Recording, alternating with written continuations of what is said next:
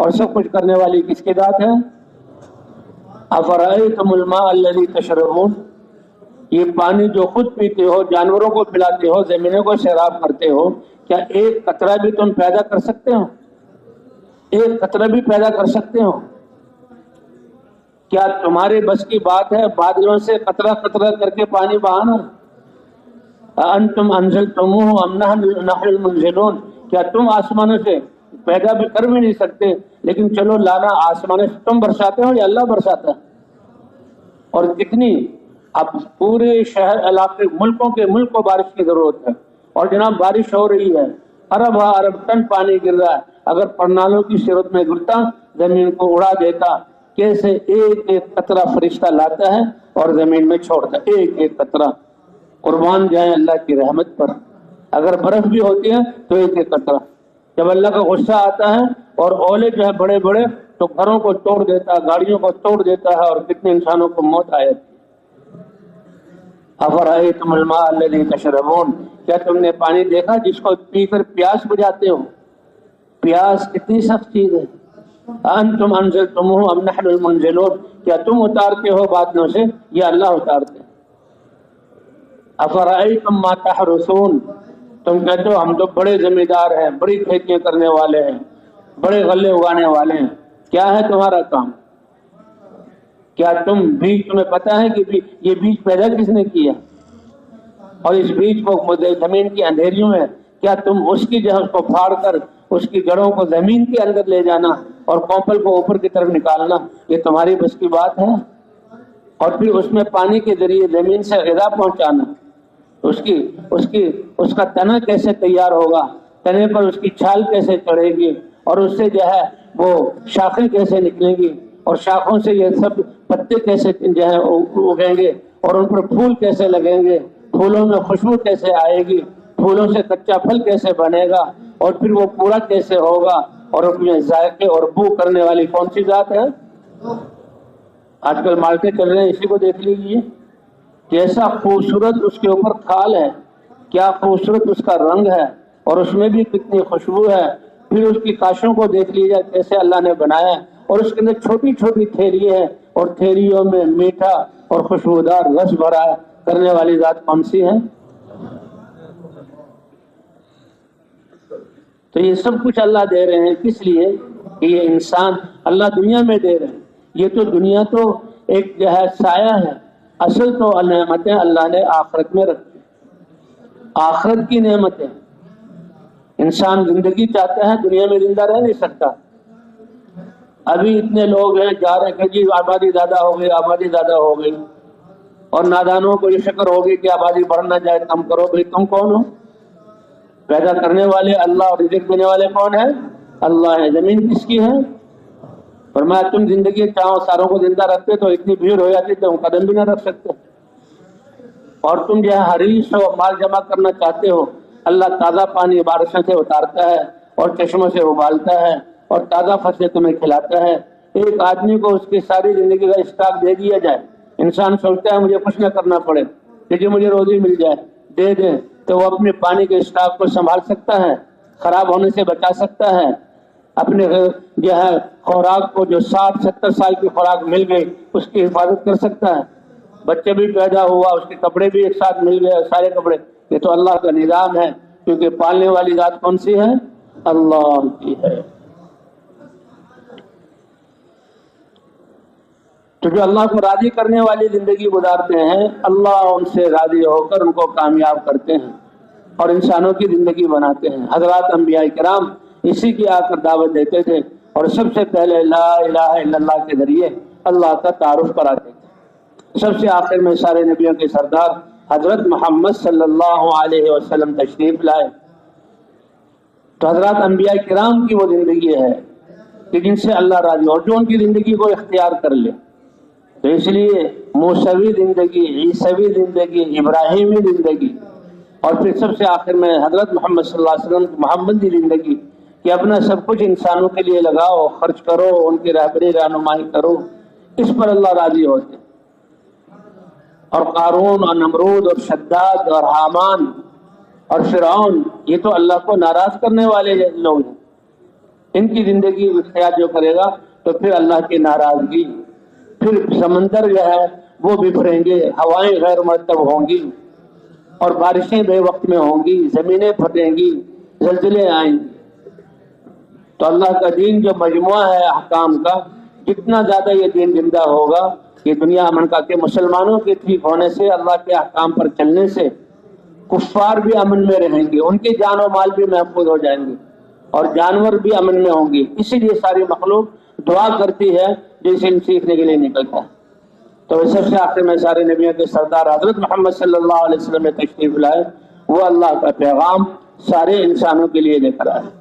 وَمَا أَرْسَلْنَاكَ إِلَّا كَافَةً لِلنَّاسِ بَشِيرًا وَنَذِيرًا، ہم نے سارے انسانوں کے لیے بشارت دینے والا اور ڈرانے والا بنا کر آپ کو بھیجا ہے۔ آپ سارے کائنات کے لیے رحمت للعالمین ہیں۔ کیوں؟ اس لیے کہ آپ کے دین میں سارے کائنات کی بقا ہے۔ لیکن آپ کو 23 سال کا عرصہ دیا گیا اور 23 سال کے بعد اللہ تو فرماتے ہم نے احسان کیا کہ اپنے حبیب کو، آدمی اپنے محبوب کا چاہتا ہے ہر وقت میری آنکھوں کے سامنے رہے، ہم اکٹھے رہیں، کہیں وہ جدا نہ ہو جائے۔ اس کے غائب ہونے پر انسانوں کی جو فطرت ہے، انسان پریشان ہو جاتا ہے، نیندیں اڑ جاتی ہیں، بھوک نہیں لگتی۔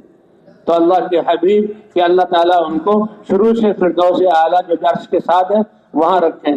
فرمایا کائنات پر ہم نے احسان کیا کہ اس نبی کو ہم نے انسانوں میں بھیجا اور سب سے مشکل جگہ، سب سے تنگ حالات اور سب سے بگڑے ہوئے انسانوں میں بھیجا، نبیوں والی محنت دے کر کہ یہ انسان، یہ بت پرست اور ریگستان اور پتھروں میں رہنے والے اور سب سے زیادہ اڑیل، اللہ نے ایسا ان کو بنایا کہ صحابہ ان کا نام رکھا گیا اور اللہ نے ان کے لیے اپنی رضا اتاری کہ ان کی زندگی اتنی پیاری کہ اللہ ان سے راضی ہو گیا اور یہ اللہ سے راضی ہو گیا۔ اور یہ فیصلہ کہ جو بھی ان کے طریقے پر چلے گا اللہ تعالیٰ اس کو بھی اپنی رضا عطا کر دیں گے۔ تو جیسے جسمانی غذا کے لیے اس زمین سے 6 مہینے بعد کوئی فصل 2 مہینے میں آج کل تیار ہو رہی، کوئی 6 مہینے میں تیار ہو رہی، کوئی جو ہے فصل جو ہے باغات وغیرہ سال کے بعد پھل مل رہے، کوئی اس سے زیادہ اللہ تعالیٰ غلے دے رہے ہیں۔ تو اسی طرح نبیوں کے ذریعے اللہ تعالیٰ روحوں کی تربیت فرماتے تھے اور حضرت محمد صلی اللہ علیہ وسلم پر نبوت کا دروازہ بند ہوا تو وہ محنت اللہ تعالیٰ نے آپ کی امت کو عطا فرما دی۔ یہ نہیں کہ نبوت کا دروازہ بند ہوا تو محنت بھی ختم، آپ کی ختم نبوت کی وجہ سے اللہ نے وہ محنت اس امت کو دی۔ امت ہوتے ہوئے یہ نبیوں والی محنت، اتنا بڑا اعزاز اس امت کو ملا۔ اس لیے حضور صلی اللہ علیہ وسلم نے فرمایا کہ اے میری امت، تم فخر اور ناز کرو اپنے نصیبے پر کہ تمہیں اللہ نے اپنا حبیب سید المرسلین تمہارا نبی بنا کر دیا، ان کی طرف تمہاری نسبت ہے، اسی کے ذریعے تمہارا ذکر پہلی کتابوں میں آیا اور اسی کے ذریعے تمہارا ذکر قرآن پاک میں خیر امت ہے اور اسی نام سے تمہیں قیامت کے دن پکارا جائے گا۔ کہ نبیوں کے لیے جب گواہی دینے کی ضرورت پیش آئے گی، انبیاء سے اللہ کہیں گے، اللہ کو پتہ ہے،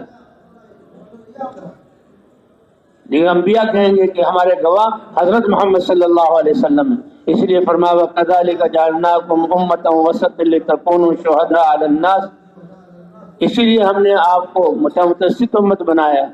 اس کے کئی معنی ہیں کہ دین دیا اعتدال والا۔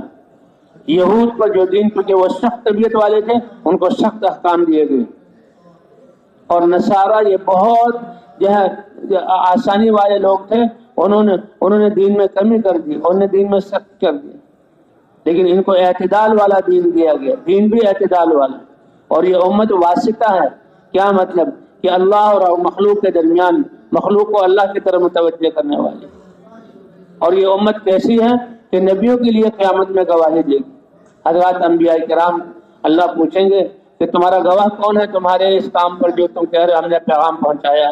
قومیں تمہارے خلاف دعویٰ کر رہی ہے، تو انبیاء کہیں گے اگر ہمارے لیے گواہی دیں گے تو وہ حضرت محمد صلی اللہ علیہ وسلم کی امت ہے۔ تو ختم نبوت کی وجہ سے اللہ تعالیٰ نے یہ ذمہ داری اس امت کو عطا فرما دی۔ اس لیے فرمایا تم بہترین امت ہو، سارے انسانوں کی نفع رسانی کے لیے نکالے گئے۔ اور جس آیت میں اللہ نے یہ ذکر کیا کہ دیکھو اللہ نے اپنے نبی کو بھیج کر دین اتار کر ساری دشمنیاں ختم کر دی، بھائی چارے والی زندگی عطا کر دی، اور آخرت میں جہنم کے عذاب کی ناکامی سے بچا کر جنت والا بنا دیا۔ وَاذْكُرُوا نِعْمَةَ اللَّهِ عَلَيْكُمْ إِذْ كُنْتُمْ أَعْدَاءً فَأَلَّفَ بَيْنَ قُلُوبِكُمْ فَأَصْبَحْتُمْ بِنِعْمَتِهِ إِخْوَانًا وَكُنْتُمْ عَلَى شَفَا حُفْرَةٍ مِّنَ النَّارِ فَأَنقَذَكُم مِّنْهَا۔ تو وہی فرمایا وَلْتَكُن مِّنكُمْ أُمَّةٌ يَدْعُونَ إِلَى الْخَيْرِ، کہ تم میں سے ایک جماعت ہر وقت ایسی ہونی چاہیے جو خیر کی طرف بلاتی رہے، دعوت والا کام کرتی رہے، نیکی کا حکم کرتی رہے، برائیوں سے روکتی رہے۔ اسی کو حضور صلی اللہ علیہ وسلم نے فرمایا، دیکھو کتنی گمراہی میں تھے، کتنی نادانی میں تھے، کتنی ناکامی والی زندگی۔ حضرت محمد صلی اللہ علیہ وسلم کی محنت اور قربانی ہے، اور صحابہ کرام امت کی قربانی ہے، صحابہ کی طرح، جو نبیوں کی طرح صحابہ نے قربانی دی۔ اس قربانی سے تم ایک واضح راستے پر اور جو ہے روشن دین پر ہو، اور اس دین پر ہوتے ہوئے تم کیا کر رہے ہو؟ پورے دین پر تأمرون بالمعروف، نیکی کا حکم کر رہے ہو، برائیوں سے روکتے ہو، اور اللہ کے راستے میں جہاد کرتے ہو، جان مال لے کر اترتے ہو میدانوں میں۔ تو اپنے آپ کو دو بیماریوں سے بچانا، ایک سکرت الجہل کہ اللہ کے اوامر کے علم سے تم ناواقف ہوتے چلے جاؤ اور وہ نشہ تم پر طاری ہو جائے، جیسے دنیاوی نشہ، اس میں انسان کی عقل چلی جاتی ہے اور اس میں جو ہے نادان انسان بن جاتا ہے۔ تو جہالت کے نشے سے اور سکرت و حب العیش اور دنیا کی محبت کے نشے سے اپنے آپ کو بچانا۔ فَإِذَا ظَهَرَ فِيكُمْ حُبُّ الدُّنْيَا، اگر دنیا کی محبت آ گئی، دنیا کی محبت کس لیے آئے گی کہ دنیا سامنے جو اسباب سے ہوتا ہوا نظر آ رہا ہے، اس کا یقین آ گیا، جس کا یقین ہوگا اسی سے محبت ہوگی۔ اور جب دنیا کی محبت، دنیا کا یقین ہوگا، دنیا کو حاصل کرنے کے لیے وقت دینا پڑے گا، اور جب وقت دینا پڑے گا تو اللہ کی ذات پر یقین کی کمی، اور اللہ کے احکام ان پر یقین کی کمی، اور جب ان پر یقین کی کمی ہوگی تو اللہ کے اعمال کی تاثیر ختم ہو جائے گی۔ پھر یہ یقین ایسے طاقت والا نہیں ہوا جس سے اللہ کی مدد کرے، پھر نمازیں ایسی بودھی اور سرسری بن جائیں گی کہ جس سے انسان کی زندگی جو ہے پاکیزہ بن جائے، نمازیں ایسی نہیں رہیں گی۔ پھر یہ روزے جس سے تقوی حاصل ہو، وہ روزے میں وہ تاثیر نہیں رہے گی۔ پھر حج جس سے غنا حاصل ہو اور انسان گناہوں سے پاک ہو جائے، وہ تاثیر ختم ہو جائے گی۔ تو یقین کے بگڑنے سے اعمال کی تاثیر ختم۔ تو اس لیے بھائی بنیادی چیز اس یقین کو درست کرنا ہے، اللہ کی ذات پر یقین، احکام پر یقین، تو نمازیں جاندار ہوں گی۔ نمازیں انسان کی زندگی کو اللہ کا ہر ایک حکم، جی ہاں، ان الصلاۃ تنہی عن الفحشاء والمنکر، یہ نماز جو اللہ کا ایسا حکم ہے کہ سارے اعضاء کو تھوڑی دیر کے لیے انسان اللہ کے حکم کا پابند کر دیتا ہے۔ اللہ اکبر۔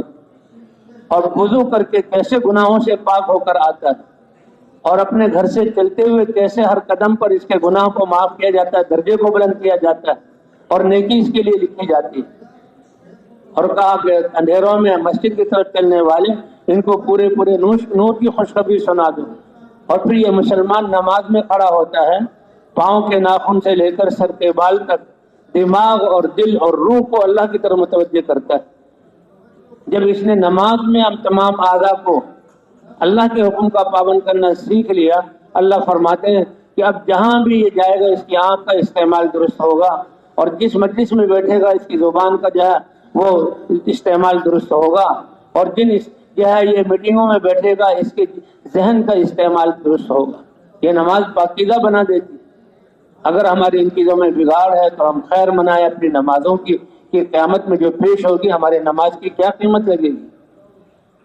کھوٹا پیسہ اگر آپ جا کر دو تو یہ جرم ہے اور آپ کو جیل پہنچا سکتا ہے۔ نقلی نوٹ کہاں سے لائے؟ یہ کھوٹا پیسہ کس نے دیا؟ اور بھائی کھوٹے اعمال اللہ کے دربار میں لے کر حاضر ہوں، اللہ ہماری حفاظت فرمائے۔ تو یہ زندگی کا وقت ہے اپنے دل کو یقین کو بنانے کی، نمازوں کو بنانے کا۔